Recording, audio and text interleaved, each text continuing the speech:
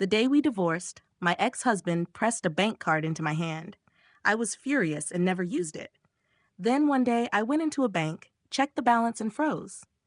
Ethan Cole and I officially ended our marriage on a gray, overcast morning in a small, sterile room at the Manhattan City Clerk's office.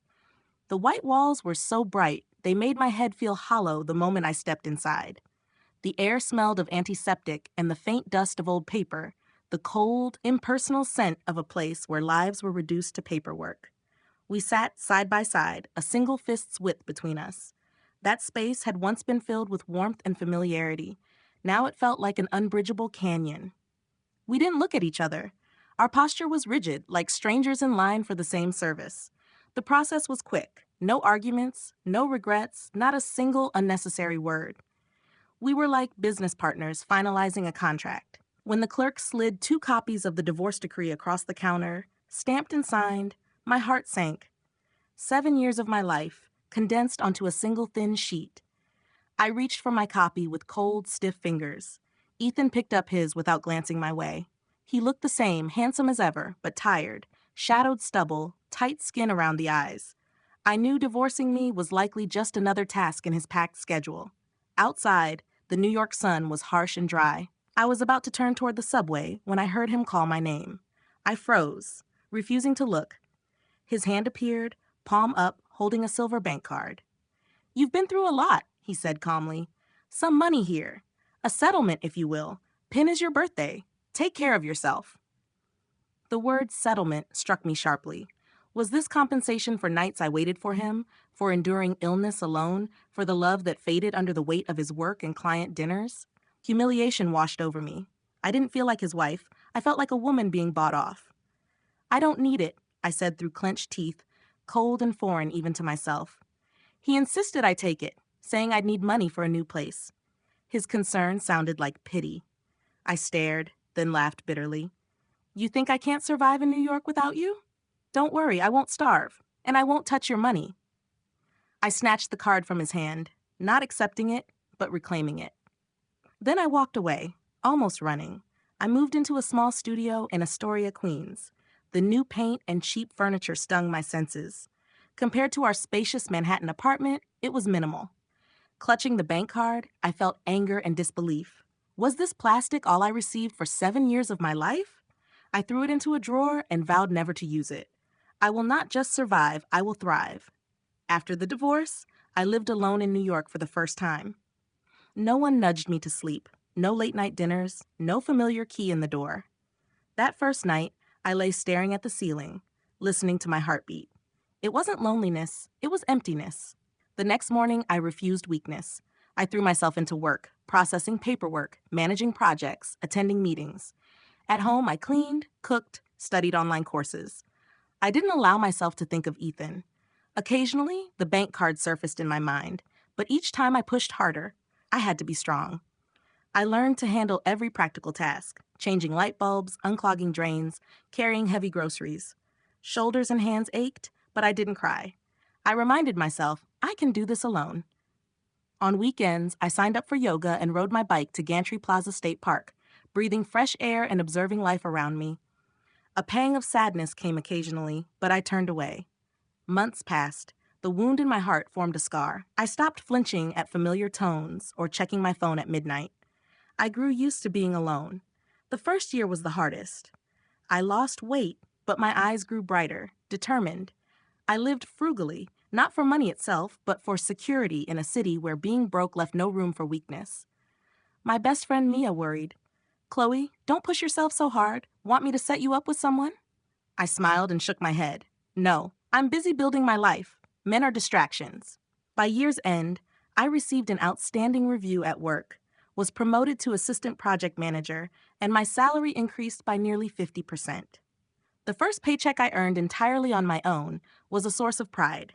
I bought furniture for my studio, added small plants, and adopted a cat named Cloud, who made the apartment feel warmer. My life became calm, stable, and completely separate from Ethan. I avoided news of him, never asked mutual friends, never checked social media. We were 2 parallel lines, once crossed, now destined to move apart. The bank card remained in the drawer, gathering dust. I had almost forgotten the card existed. As I entered my second year of independence, my career continued to grow. I was now managing my own team. The pressure was intense, but so were the opportunities. Most nights, I came home exhausted and went straight to bed. On the rare quiet evening, I would hold cloud, watch an old movie, or pour a glass of cheap wine and enjoy the silence. I believed this was how my life would remain. I didn't need love. I only needed to be strong enough to stand on my own. Then, one rainy afternoon during a meeting, my phone began vibrating nonstop. It was my father. My heart sank. He never called me during work hours. I answered quickly. On the other end, his voice shook. "It's your mother," he said. "She collapsed. We're in the emergency room at Mount Sinai." A loud rush filled my ears, and I barely heard anything after that.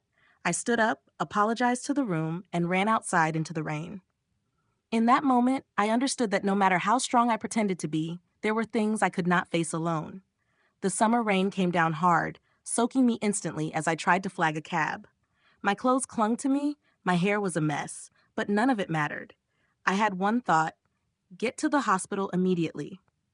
Inside the taxi, my hands shook as I called my father again. I asked how she was and what the doctors were saying. He told me they were running tests and that she was still unconscious. My chest tightened as the city blurred past the window. New York suddenly felt unfamiliar and frightening. I had believed I could handle anything, but some fears leave you completely powerless. The hospital was chaotic, filled with crying voices, hurried footsteps, and constant movement. I rushed down the hallway and spotted my father sitting outside the emergency room, hunched over on a plastic chair. He looked older than he had that morning. He stood when he saw me and held my hand tightly. He explained that my mother had complained of a severe headache before collapsing. The doctors suspected a brain hemorrhage. The words hit me hard. I leaned against the wall to steady myself as he confirmed it. They were doing a CT scan, but the outlook was not good. We waited in silence, staring at the closed doors. Every minute felt endless. My thoughts filled with memories of my mother, who had always put her family first and told me never to worry about her. Now her life hung in the balance behind those doors. After about 30 minutes, a doctor approached us. He explained that my mother had suffered a severe cerebral hemorrhage and was in critical condition. Emergency surgery was required to remove the hematoma. Without it, she could die. I asked about the chances of success. He said approximately 70%, but the cost would be high. Surgery, ICU care, and recovery would total around $80,000. The number stunned me. My father asked if there was any way to reduce it, but the doctor said it was already a conservative estimate and that we needed to decide quickly. When he left, I checked my savings. After 2 years of relentless work, I had saved $25,000. My father had $6,000. Together, it wasn't even half of what we needed. Time was slipping away, and we didn't have the money. I began calling everyone I could think of: friends, coworkers, distant relatives. Each call was humbling. Some offered what they could, others apologized and declined. I didn't blame anyone. After nearly 2 hours, I had raised $12,000 more. Even then, we were still far short. A nurse asked if we had made a decision. My father suggested asking the hospital to proceed and promising to pay later, but we both knew that wasn't realistic. I sat down, overwhelmed with guilt and frustration. I blamed myself for not saving more, for believing independence alone was enough. If anything happened to my mother, I knew I would never forgive myself. Then an image came to me, the dark drawer in my apartment and the silver bank card inside it. My heart raced as I rejected the thought. That money represented everything I had refused for 2 years. Using it felt like admitting failure. But when I looked at my father, sitting there helpless and afraid, none of that mattered anymore. Pride had no value compared to my mother's life. I reminded myself that I could endure pain, but I had no right to gamble with her future. I stood up and told my father I was going home briefly because I might have a solution. He asked me to be careful. As I left the hospital, I knew that whatever came next would change everything. But I also knew that if I didn't take this step, I would live with regret for the rest of my life. The rain had stopped, leaving shallow puddles that reflected the yellow streetlights. The city was still alive, cars rushing past without pause, but to me everything looked blurred, like damaged film. Sitting in the back of the taxi, I clenched my hands, holding back tears. For 2 years, I had believed I was strong. I had lived independently, relied on no one, asked for nothing, and never looked back. I was proud of that. Yet in a single afternoon, that pride had been pushed to its limit. Faced with my mother's life, I had no alternative. The taxi stopped in front of my old apartment building. I paid quickly and ran upstairs. Each step felt heavier than usual, my heart pounding hard, whether from exhaustion or fear I couldn't tell. I opened the door. The familiar scent of my small life greeted me, but it no longer felt like shelter. The room was silent. Cloud, curled on the sofa, lifted her head and let out a soft meow. I didn't stop as I usually did. I walked straight to the dresser and stood in front of the bottom drawer, the one I hadn't opened in 2 years. I bent down and placed my hand on the handle. One pull, and everything would change. I stood there for a long time, long enough for my hand to start shaking. My own words from that day echoed clearly in my head. I, Chloe Davis, will never touch the money on that card. The vow struck me again. I let out a hollow, bitter laugh. No matter how strong someone believes they are, they cannot be stronger than fate. I pulled the drawer open. The bank card lay quietly in the corner, coated in a thin layer of dust.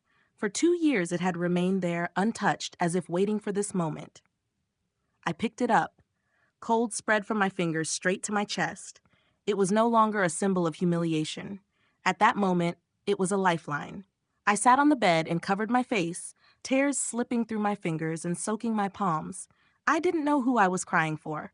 My mother, myself, or Ethan. Maybe all of it. You're not losing, Chloe, I told myself. Each word reinforced my resolve. You're not admitting defeat. You're borrowing, and you will pay it back. However long it takes. As long as Mom lives. I stood up, changed my clothes quickly, and placed the card in my wallet. Before leaving, I looked around the apartment one last time. This small space had watched a broken woman slowly stand again. Now it watched her lower her head for the first time in 2 years. The ATM was on the corner, the vestibule brightly lit despite the late hour. I waited in line, impatience burning in my chest. The woman ahead of me moved slowly, and I fought the urge to rush her. When it was finally my turn, I stepped forward. My hand shook so badly I almost dropped the card. I took a deep breath and inserted it. The screen asked for the PIN. My birthday, a date he once remembered without fail, no matter how busy he was. Back then, I had taken it for granted. After the divorce, the memory had turned bitter. I hesitated, then entered the numbers. Each beep sounded loud in my ears. PIN accepted. My throat tightened. Options appeared on the screen: withdrawal, transfer, balance inquiry. I had to know. I couldn't take money blindly. With trembling fingers, I pressed balance inquiry. The screen loaded for a few seconds that felt endless. My heart pounded so loudly I was sure the person behind me could hear it. Then the numbers appeared. I froze. I blinked, then leaned closer, reading each digit carefully. It wasn't tens of thousands. It was hundreds of thousands. The balance was far beyond anything I had imagined. This couldn't be right. I stepped back, my heart racing. 2 years ago, he had called it a settlement. I had assumed it would be modest. This amount made no sense. Even considering Ethan's success, there was no reason for him to leave me this much. I ejected the card and checked it again. The bank name and numbers were correct. It was the same card he had given me on the day of our divorce. I didn't dare withdraw anything. Unease settled heavily in my chest. I needed answers. I walked into the bank's main lobby. It was close to closing time, but I took a number and sat down, gripping my purse. The balance replayed in my mind, tightening my chest every time. When my number was called, I went to the teller and handed over my card and ID. I asked her to confirm the balance and print the full transaction history for the past 2 years.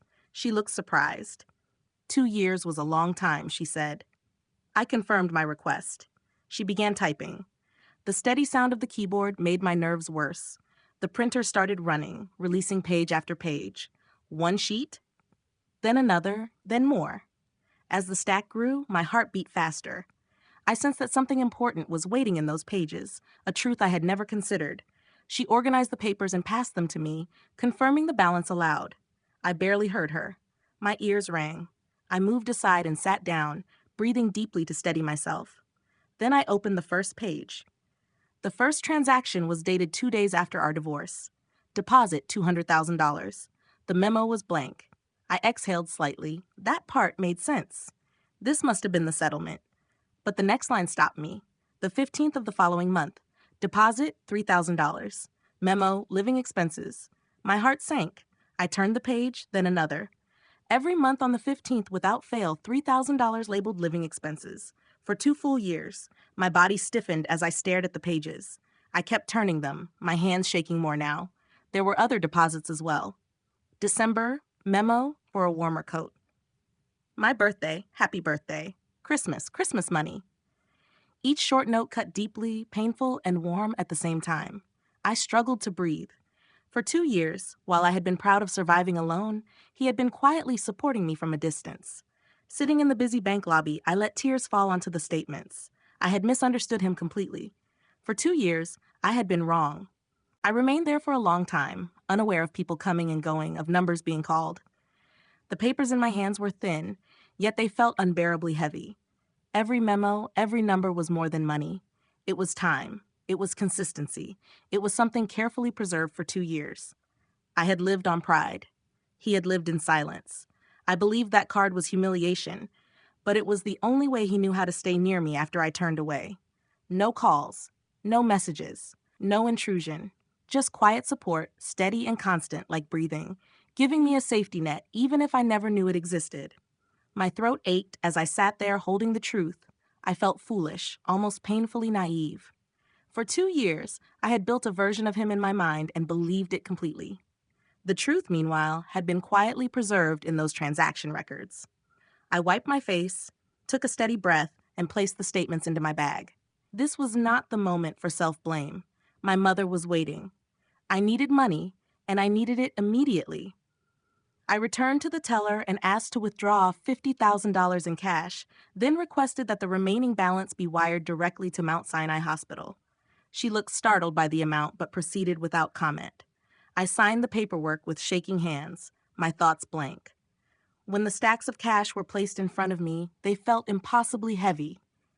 Each bill carried the weight of an apology never spoken and a 2-year misunderstanding. I left the bank holding the money tightly. Night had fully settled, streetlights glowing across the pavement. The city was bright and busy, but inside me, everything was unsettled. I flagged a cab, gave the hospital address, and collapsed into the seat. Covering my face, I cried again without restraint, crying for my mother, for him, and for myself. My phone rang. It was my father, asking if I was on my way back, because the doctors were growing impatient. I reassured him and ended the call. I stared at my phone screen. My finger hovered over my contacts. Ethan Cole's name was still there, deleted and restored more times than I could count. We hadn't spoken in 2 years. I didn't know how to begin, but I knew I would regret it if I didn't call. I pressed the button. Each ring felt endless. I feared he wouldn't answer, that the number had changed, or that he no longer wanted to hear my voice. On the 4th ring, he answered. His voice was low, slightly rough, familiar. With that single word, my composure broke. I told him it was me. There was a pause, then he said my name quietly, as if unsure it was real. I explained that I had gone to the bank and seen the transaction history. The silence on the other end was heavy. He finally exhaled slowly. I asked why he hadn't told me, why he had done this, and what he thought I had believed for 2 years. He stayed silent for a long time. Then he apologized. He said he didn't know how to explain it and feared I would refuse. He thought that sending money each month would at least give me something to rely on if I ever needed it. He never expected it to come to this. I broke down, admitting that I had misunderstood him and believed it was an insult. He told me it wasn't my fault, that he had always tried to solve everything with money and only realized what couldn't be bought after losing me. I told him about my mother's condition and that I had used the money for her surgery. He didn't hesitate. He asked where I was and told me to send my location. When I tried to refuse, he stopped me and asked me not to shut him out. I agreed. After the call ended, I leaned against the window, watching lights streak past. I felt afraid, hopeful, and guilty all at once. I didn't know what would happen after tonight, but I knew I wasn't alone anymore. At the hospital, I rushed to the billing office and paid immediately. The clerk confirmed the payment and said they would move my mother into surgery. My knees nearly gave out with relief. My father looked at me, eyes red, and asked if I had the money. I nodded. He didn't ask anything further. Some things didn't need explanation. My mother was taken into surgery. As the doors closed, separating us from what lay beyond, I sat down and prayed, feeling small in a way I hadn't in years. About 30 minutes later, Ethan arrived. His shirt was wrinkled, tie loosened, as if he had come straight from work. He asked quietly how she was. I told him she was in surgery. He nodded and sat beside me. The silence between us was different from the one we had shared during our divorce. It wasn't cold. I watched the operating room doors, tears falling silently. In that moment, I understood that some people never truly leave your life, even after they walk away. The hallway was stark and bright, the smell of disinfectant sharp. I sat upright, hands clasped so tightly they went numb. Ethan's shoulder brushed mine, his breathing steady. My father paced before stopping by a window, staring into the wet night. Time dragged, each second heavy. Ethan asked if I had eaten. I shook my head. He didn't push. Later, he returned with 2 cups of coffee and placed one in front of me, saying it would be a long night. I thanked him. The words felt heavier than they should have. It was the first time I had said them in 2 years. He gave a faint smile. After a while, I asked how he had been. He said his life was the same: work, meetings, late nights, only quieter at home. I asked if he ever regretted divorcing me. He said he regretted not knowing how to hold on to me before it was too late. I admitted my own mistakes, that I expected him to understand what I never clearly said. He agreed he had been slow to learn. There was nothing more to add. Too much had gone unsaid over the years, but tonight it felt unimportant. My father returned and thanked Ethan, his voice thick with emotion. Ethan bowed respectfully and said it was what he should do. Watching them, I felt my heart settle slightly. By 3 a.m, the surgery still wasn't over. I was exhausted but afraid to sleep. When my head began to droop, Ethan placed a hand on my shoulder and told me to rest for a bit. After hesitating, I leaned against him, resting my head lightly on his shoulder. It felt as familiar as ever, and the faint scent of his cologne made my heart skip. I didn't cry. I just closed my eyes, allowing a brief moment of weakness. Time seemed to stretch until I heard hurried footsteps. I sprang up. The surgeon emerged from the operating room, mask in hand. We all stood immediately. The surgery was a success. For now, he said. She's pulled through the critical stage, but she'll need close observation for the next 48 hours. A tremendous weight lifted from my chest. My legs almost gave way, and Ethan steadied me. I clutched his arm, tears of relief flowing freely. My father, voice shaking, whispered his thanks, calling it a miracle. Through the glass, I saw my mother in recovery, pale but breathing steadily. I brought my hand to my mouth and sobbed. Ethan stood quietly behind me, his hand resting lightly on my shoulder. As dawn broke, the rain had cleared. Sunlight filtered weakly through the hallway window. Exhaustion hit me, and all the suppressed emotions surfaced. Ethan suggested I go home and rest, assuring me he and my father would stay. I shook my head. I wanted to remain. He didn't insist. He simply nodded. We sat in silence, but it felt different. That night had crossed an invisible boundary between us. I asked softly if he would have known about my mother had I not called. He admitted he wouldn't, though he would have kept sending money until the day I used it, or until he was gone. His words hit me hard. I looked at him, wanting to say so much, but only managed, "You're such an idiot." He gave a tired, relieved smile. After hearing that my mother was stable, my body finally relaxed. I slumped against the chair, my mind blank. Ethan handled the paperwork, signed consent forms, and discussed future treatment plans with the doctor, calm and efficient, without needing help. Watching him, I felt a strange sense of familiarity, reminiscent of the past when he had been my anchor. My father stepped out to buy necessities. Ethan and I remained outside the recovery room. Simply seeing my mother's steady breathing brought me calm. He handed me a bottle of water, and I drank slowly, appreciating the clarity it brought. I thanked him quietly. For a moment, his eyes showed surprise before he shook his head. "Don't thank me. I didn't do it to be thanked." I admitted I didn't know what I would have done without him. He said calmly that if he hadn't called, he wouldn't have known either, but he would have acted the same way if he had the chance. His words, calm though they were, pierced me more than any accusation could. As the hospital grew busier, my mother remained in recovery. I briefly stepped out for essentials, returning to find Ethan still there. I asked about work. I took time off, he said simply. This is more important than my project. A tremor ran through me. Once I had resented his work-first nature, but now his choice comforted me. Later, the doctor allowed a short visit. My father and I donned gowns and entered the room. My mother lay thinner than before with a bandage around her head. I held her frail hand, whispering, "Mom, it's me." She responded slightly, eyelashes fluttering. Joy and relief overwhelmed me. Outside, Ethan observed quietly, his concern evident. Afterward, we discussed hospital logistics, bills, care schedules, and treatment plans. When Ethan offered to cover any shortfall, I objected. "I'll pay you back," I insisted. He calmly said it wasn't the time to argue, but he didn't want to be indebted forever. Eventually, we agreed it would be a loan, repayable when I could, which I accepted. My father went home to rest. I remained at the hospital, and Ethan brought food. I ate a few bites, too tired to care, but unwilling to leave. He encouraged me to rest, promising he would stay. Eventually, I closed my eyes. I woke to nightfall, a jacket draped over me, Ethan beside me, looking at his phone. "You're awake?" he said. I pulled the jacket closer, feeling the familiar warmth. He then spoke seriously about the past 2 years, acknowledging his mistakes and the ways he failed to express care, explaining that he never saw me as a burden but didn't know how to love properly. I admitted my own errors, having left and handled everything alone. The weight of blame and pride lifted. We were simply two people trying to mend old cracks.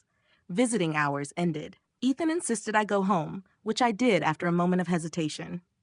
Walking to the parking garage, we stayed side by side. No hands held, but the distance between us felt smaller. In the car, looking out at the city lights, I realized some relationships are merely on pause, and some people quietly remain, waiting for you to look back. At my building, I thanked him. He smiled faintly. "I never went anywhere." The words made my heart tremble. I stepped out, heart lighter. The road ahead would be long, not necessarily easy, but I no longer had to walk it alone. The following days passed in slow tension. My mother remained in the ICU with limited visiting time. My father and I rotated shifts.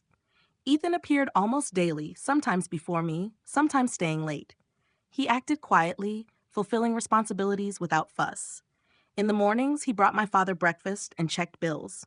At lunch, he brought me food, despite my refusals. In the evenings, when exhaustion hit hardest, he offered a silent shoulder to lean on. His quiet presence brought more comfort than words could.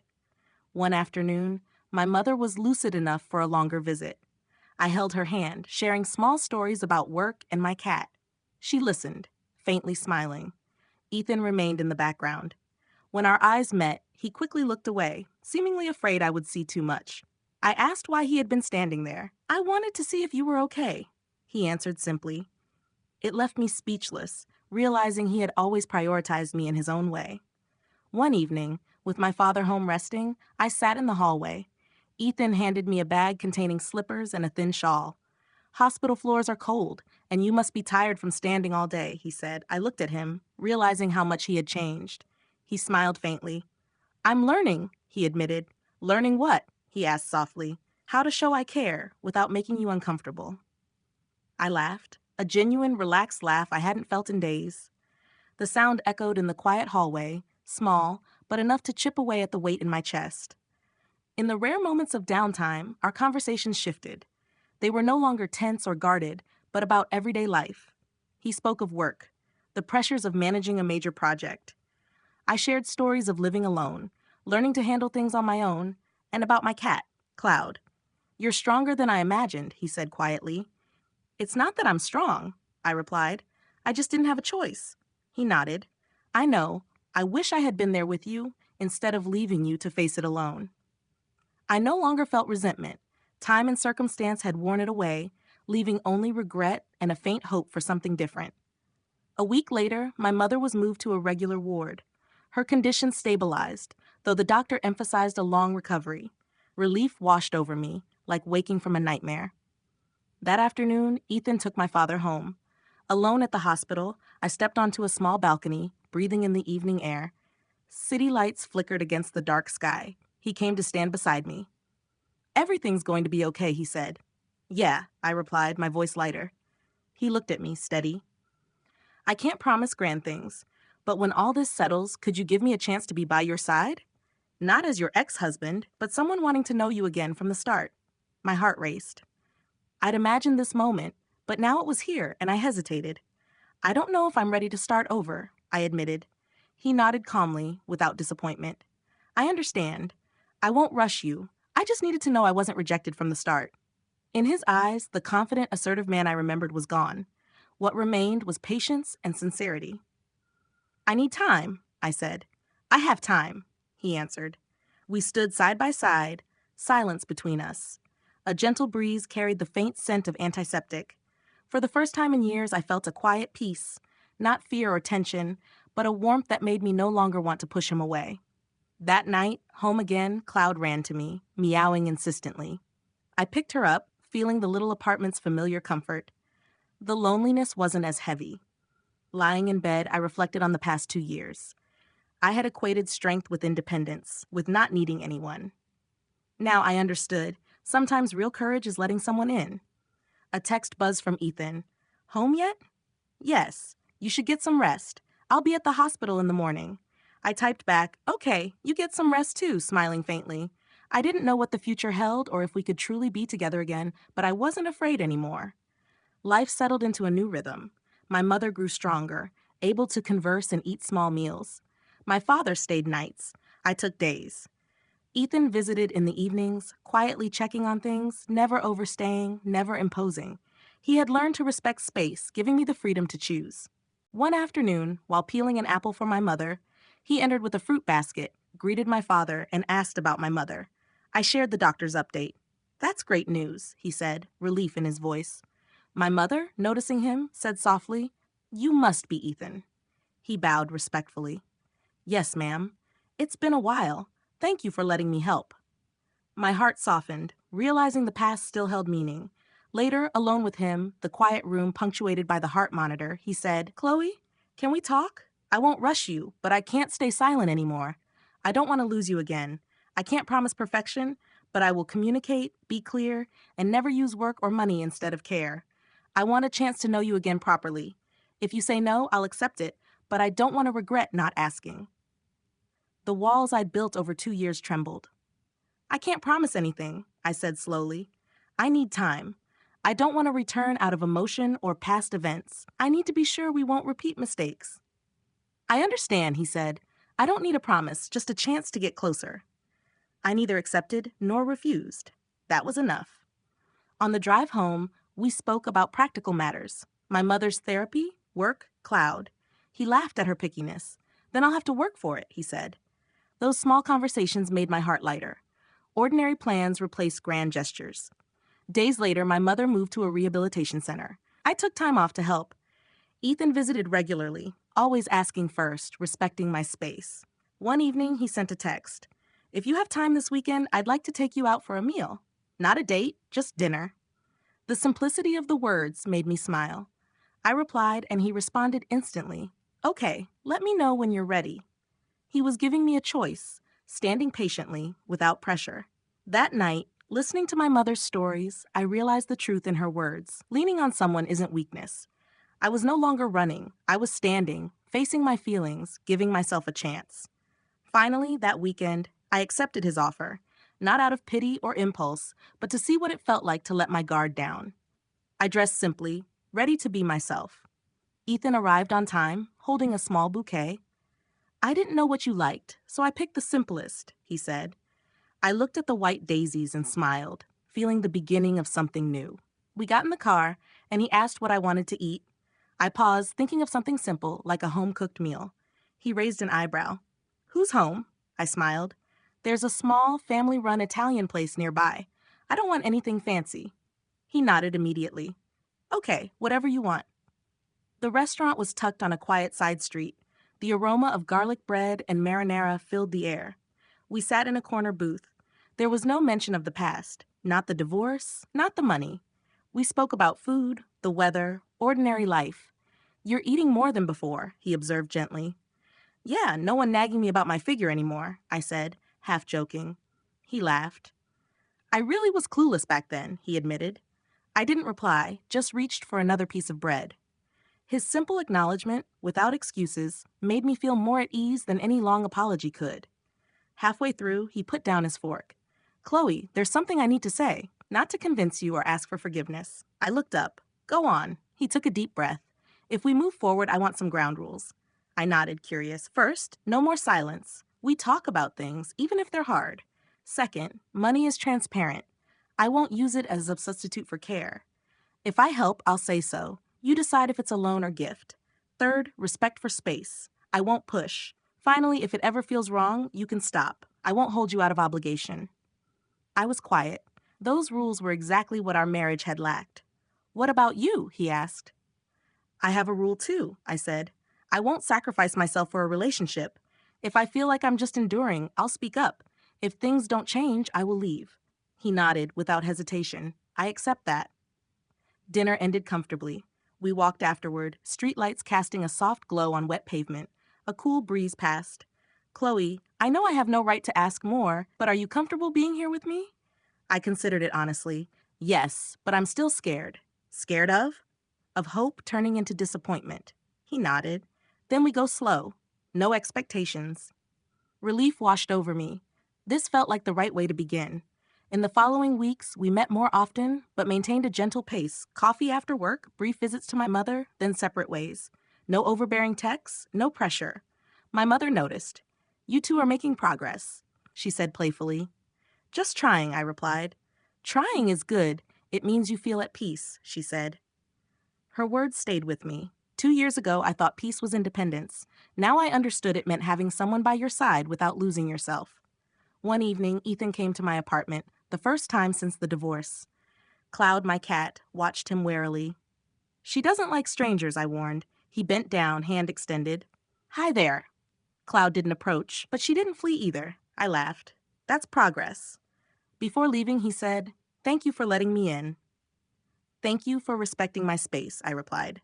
No hug, no hand-holding, yet something careful was being rebuilt. Lying in bed that night, I reflected on our dinner and the rules. The comfort of not trying too hard reassured me. If we started again, it would begin with conversation, not sacrifice. We entered a new phase, not husband and wife, not lovers, but like old friends relearning each other. Life continued, work, caring for my mother, occasional coffee or meals with him. Everything seemed peaceful, but a taut string of fear lingered in my heart, ready to snap. One Monday, at work, the front desk called, Miss Davis, you have a visitor. My heart stopped. It was Jessica, Ethan's former assistant, the woman I had once been jealous of and argued about endlessly. Chloe, it's been a while, she said, smiling. Hello, what brings you here? I tried to stay composed. Do you have a minute? She led me to a cafe across the street. She ordered iced tea. I had water. I hear you and Ethan are seeing each other again. Who told you that? I asked, wary. Ethan did, she replied. My stomach sank. I hadn't expected him to share. I don't mean harm, she continued. Just something you should know. Back then, he and I were professional, but our closeness hurt you. Ethan doesn't change easily. He can promise, but work always comes first. I met her gaze. So what am I supposed to do? Just don't make the same mistake. Remember the hurt from 2 years ago. Her words struck at my deepest fear. I remembered lonely nights, texts saying he was busy, endless arguments. I drew a breath. Thank you for the reminder, but what happens between Ethan and me is my decision. Jessica's expression remained unreadable. Just don't get your hopes too high, she left. I stayed seated, the peace I had felt shattered. Later, Ethan picked me up to visit my mother. I couldn't shake Jessica's warning. In the car, he observed, You seem tired. Yeah, work was busy, he nodded, silent. His respect confused me, relief and distance intertwined. At the hospital, my mother slept. We sat in the hallway. I finally said, Jessica came to see me today. He looked surprised. What did she say? About the past, I murmured. He was silent, then sighed. I shouldn't have discussed us with anyone else. Then why did you? I asked.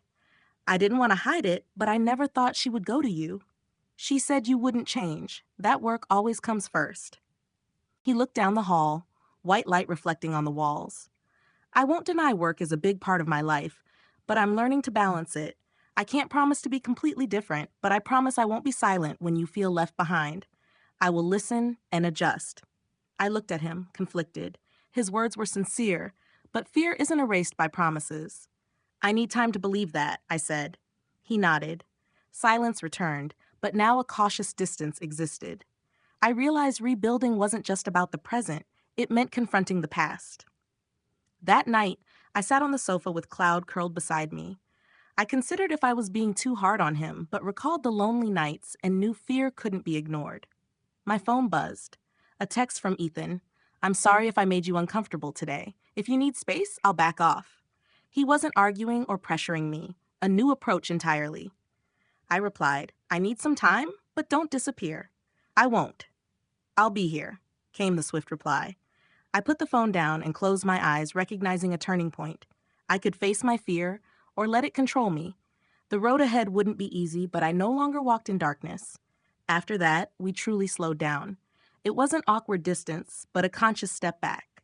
Short, occasional messages replaced constant texts. I took time to sort my feelings, separating past fears from present emotions.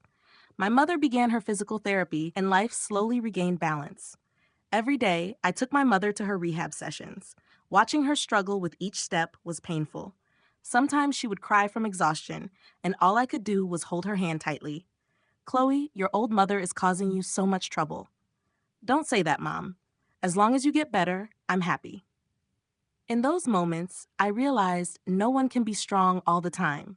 Admitting weakness and leaning on others isn't failure. It's acknowledging your limits, honestly.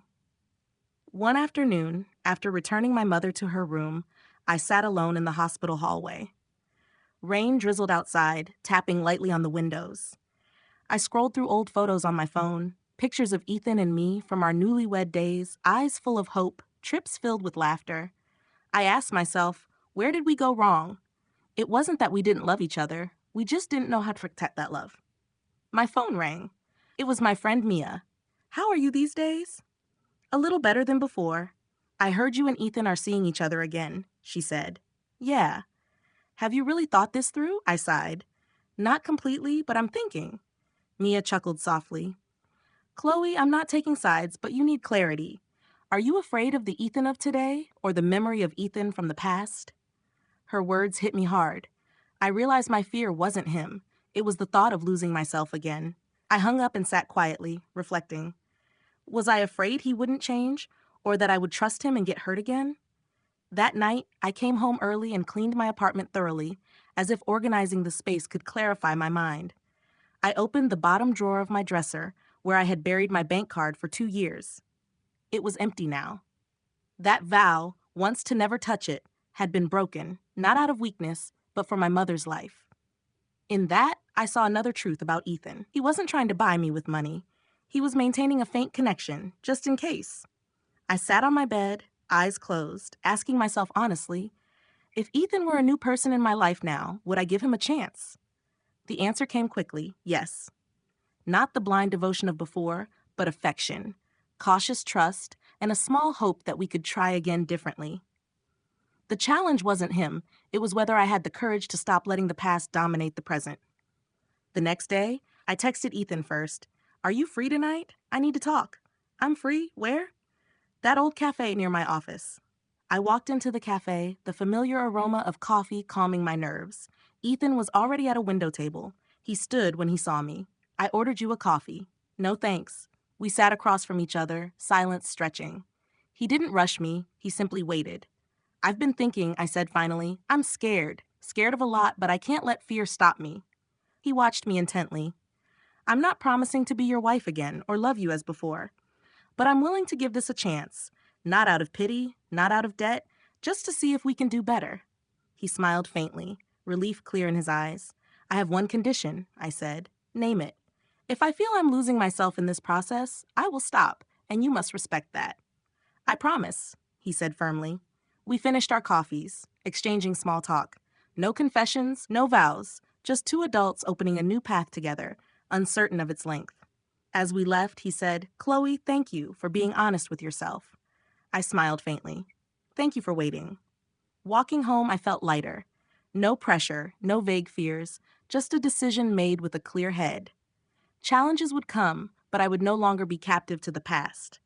Our renewed relationship didn't unfold like a romance novel. There were no grand gestures, just slow, careful efforts. Ethan began with small touches. A morning text about the weather, a simple reminder, leaving the choice to me. Our meetings were ordinary. Noodle soup in a back alley, a street-side cafe. Once he suggested a fancy restaurant. I declined. He immediately agreed, learning to listen to my preferences rather than trying to impress. My mother continued to improve with physical therapy. Ethan visited occasionally, always asking first, never overstaying. My mother noticed. "You're busy, yet you make time." "Thank you," she said. "Not at all. If you're tired, tell me not to come," he replied politely. She looked at me knowingly. "Choose carefully, then decide." I nodded. This time, my choice was clear-headed. At work, I focused on my career, taking on a demanding project. Some days were exhausting, but Ethan never complained. He'd send a single message: "I'm downstairs. Let me know if you want something to eat." If I declined, he left immediately. If I agreed, he waited politely in the lobby. Once I asked, "Doesn't it hurt your pride to wait outside?" He smiled. "I'm seeing a grown woman, not an 18-year-old who needs coddling." His words struck me. He saw me as I was now, not as an ex-wife, not someone needing care, but as an independent woman with her own life. Old fears still surface sometimes. Once, during dinner, his phone rang. He hesitated, went outside to take the call. My heart sank. The same feeling from years ago, waiting alone while he was unreachable. When he returned, he explained, "A client. Urgent call. We'll talk again tomorrow." I nodded, unease lingering. "What are you thinking?" he asked. "I'm scared. Scared of being left behind again." He paused. "Thank you for telling me. I'll be mindful. If something urgent comes up, I'll tell you first instead of leaving you guessing." This wasn't an apology, it was adjustment. The biggest difference between him now and before. Another time, I requested a weekend alone. "Okay, rest well.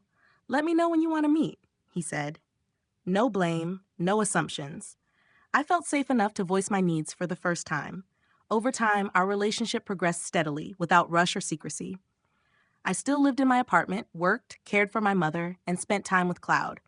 Ethan became part of that life without consuming it. One evening, he visited. Cloud let him pet her for a few moments. He smiled like a child. "She's accepted me." I laughed. "It took long enough." He added, "I'm not afraid of waiting." We watched a movie together. No leaning on each other, no hand-holding, just quiet presence. When I got water, he brought me a glass. Small gestures, free of pressure. "Chloe," he said. "Yeah?" "I don't know the future, but I want you to know I'm serious this time." "I know, and I'm serious about protecting myself," I replied. He nodded and smiled faintly. That night, as he left, I stood at the door, no longer feeling that vague, lingering fear. I knew I was taking slow, steady steps, and no matter the outcome, I wouldn't have regrets. I hadn't betrayed myself to preserve a relationship. I climbed into bed, holding Cloud in my arms, city lights still glowing outside. I thought about the road ahead. We might fall in love again, or not. What mattered was that I was no longer a woman who placed her entire life in someone else's hands. If love returned, it would be born of clarity, not endurance. I believed that once we learned to talk, listen, and slow down, everything would be smooth. But life doesn't move in straight lines.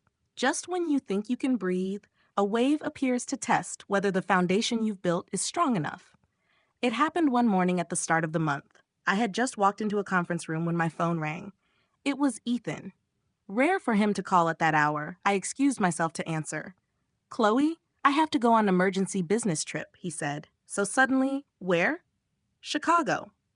"There's a serious problem with the project. I'll be gone at least 2 weeks, maybe longer." I paused, thinking of the past. 2 weeks used to be the beginning of countless misunderstandings. "I know what you're thinking," he continued before I could speak. "I'm not asking permission. I'm informing you. I'll be very busy, but I won't disappear. I'll contact you once a day, no matter the hour." I exhaled. "You should go. Work is important." "You're not mad?" "I'm worried, but not mad." "Thank you for being honest," he said.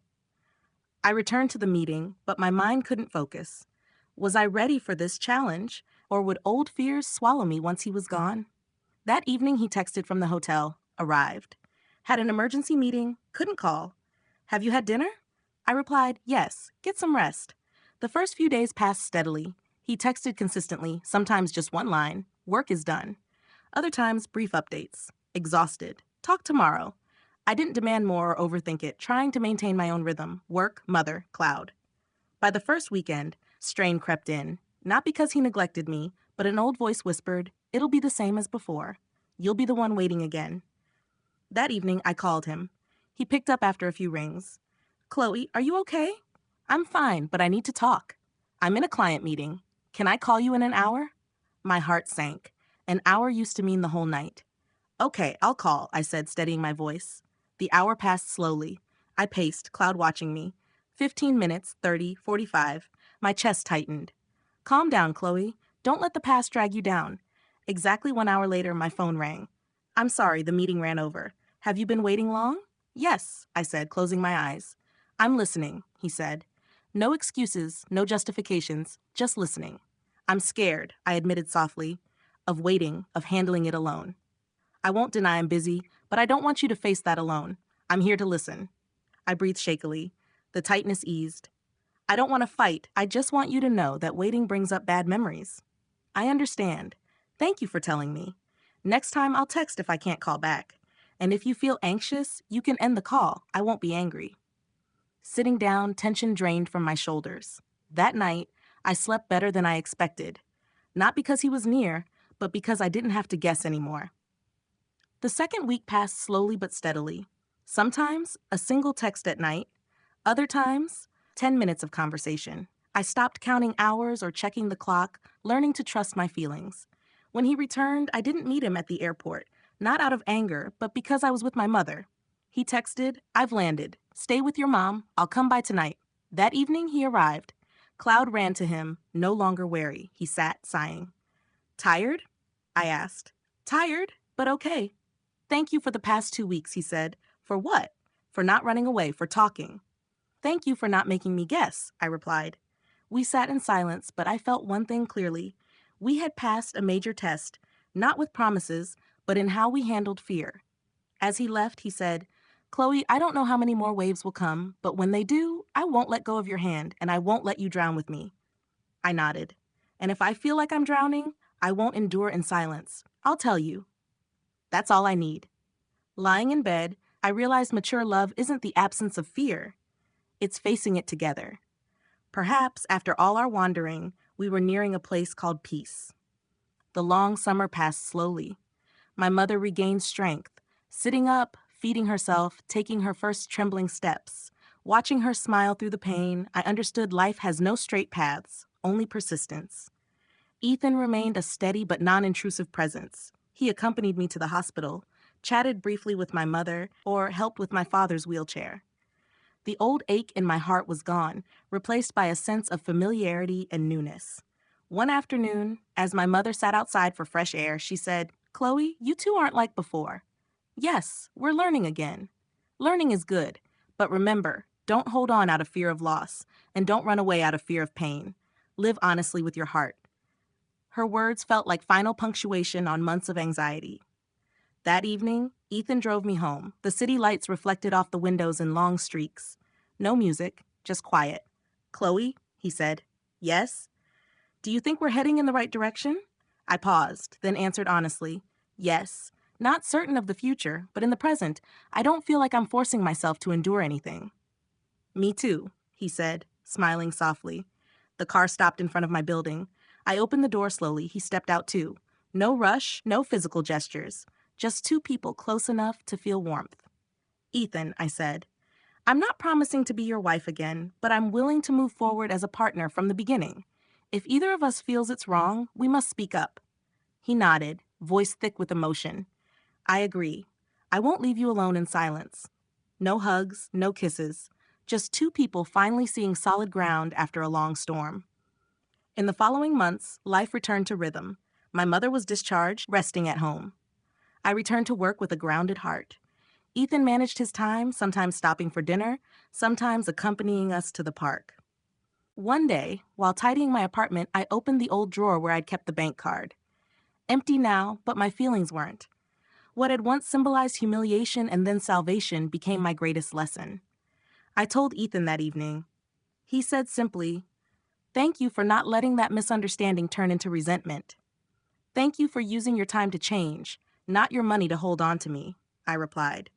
We shared a silent understanding. Words weren't needed. 1 year after my mother's collapse, on a sunny afternoon, Ethan held my hand on the balcony, looking out at the city. Chloe, I don't know the future, but I'm willing to go as slowly as we need. I squeezed his hand. I won't ask you to go fast. Just go with me and don't leave me behind. I promise, he said. In that moment, I understood happiness isn't about returning to the past or erasing scars. It's when two people acknowledge cracks and rebuild slowly but firmly. I once thought asking for help was defeat. True defeat is ignoring the truth, refusing to communicate, and denying yourself another chance. The story of Chloe and Ethan isn't a fairy tale, but it's real, true to emotions, mistakes, and growth. If you've listened this far, perhaps you too have been caught between pride and love, silence and misunderstanding. Let this story remind you, love doesn't die from distance, it dies from silence. And giving another chance isn't weakness, it's courage.